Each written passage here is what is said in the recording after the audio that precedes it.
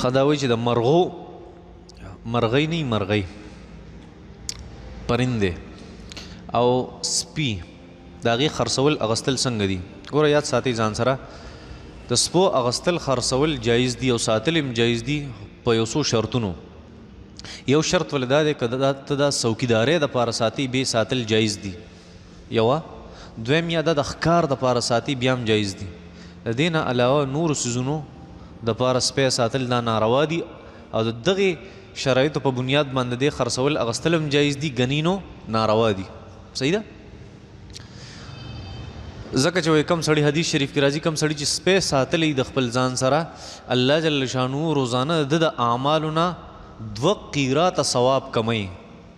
قیرات څومره تاسو اورېدلي؟ یو سړی چې جنازې له لاړ شي حدیث کې راځي نو هغه ته د 1 قیرات ثواب ملاویږي او چې بیا قبر له لاړ شي نو بیا ورته 2 قیراتو برابر ثواب ملاویږي. صحیح ده؟ او 1 قیرات څومره د احد د غر عمره، 1 قیرات څومره د احد د غر عمره. کم سړي چې سپی ساتلی الله جل شانو د نیکو اعمالو د ثواب نه 2 قیراته ثواب کموي. پوهېږئ په دې باندې؟ دغه ضرورت په بنیاد باندې جایز دی کم چې تماو وي. دویم د پرندو د مرغو اغستل خرڅول دا بالکل جایز دي، خو سوا د هغې نه چې د لهو لعب دپاره نه د قرآن نه ایستې، د حدیث نه ایستې، د پیغمبر د مانځه نه ایستې پاسې نو دا انسان د عبادت نه وباسي. نو داسې ناروا دي. نور د مرغۍ ساتل هم جایز دي، هېڅ نقصان پکې نشته که سړی د عبادت او دې څیزونو نه وباسي. او دویم ماشوم که نه نبي علیه صلات وسلام عمیر نومو عمیر ماشوم نبی علیه صلات تقریبا بخاری شریف کې واقع ده. نبی علیه صلات وسلام مبارک راغی او د هغه بلبل ورسره بلبل نایټینګیل اندلیبو ته په عربۍ کې وایي نو بلبل ورسره هغه مړ شوی و نو هغه ډېر خفه ناست و ماشوم و. نو نبي علیه السلام یې تپوس له راغی وایي یا ابا عمیر ما فعل النغیر، هغه بلبل دې څه شو ای ابا عمیره. دا تقریبا د حضرت انس رضی الله تعالی عنه ورو دې نه ثابتېږي چې نبي علیه صلات وسلام که چېرته مرغۍ ساتل ناروا وی نبي علیه السلام به ورته ویلي چې دا لر کا. پوهېږئ په دې خبره؟ او چې د یو څیز ځان سره ساتل هغه جایز وي نو د هغې اغستل خرڅول هم جایز وي.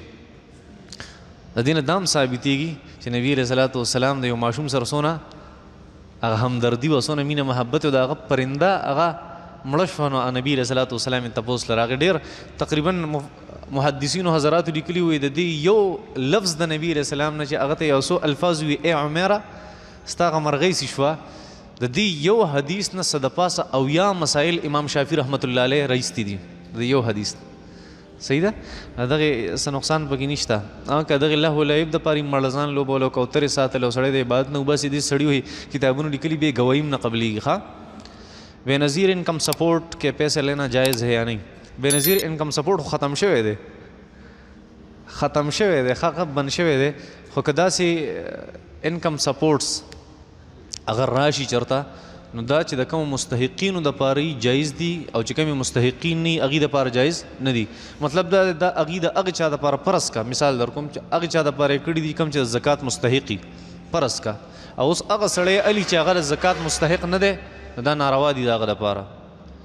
په 14 اګست کې د پاکستان جنډې لګول جایز دي که ناجایز دي؟ لګول پکار دي خو په شرط دی دا د وطن سره محبت دی او په شرط دی چې اسراف او مبذري به نه کې. دلته د یو غریب په خېټه کې یو نوړی نشته او ته هلته مستی کې او ډول بجاوې او ته ګرځې زرګون روپۍ خرچه کې په جنډو باندې، نو دغه لږ د انسانیت خلاف دي او شریعت هم د اجازت نه ورکوي. نور د وطن سره مینه محبت پکار دی او لګول پکار دی.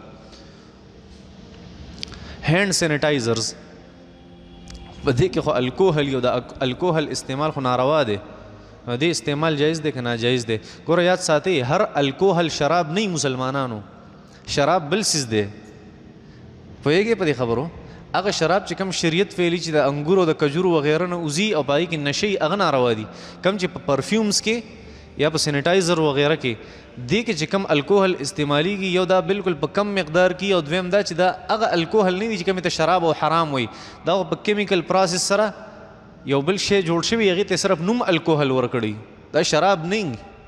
وایي په دی باندې کله کله دا تاسو کې هغه پرفیوم چې پای کې الکوهل هغه استعمالول څنګه دی جایز دی هغه الکوهل نه دی شراب نه دی چې ته په کپړو لګول ناروا دي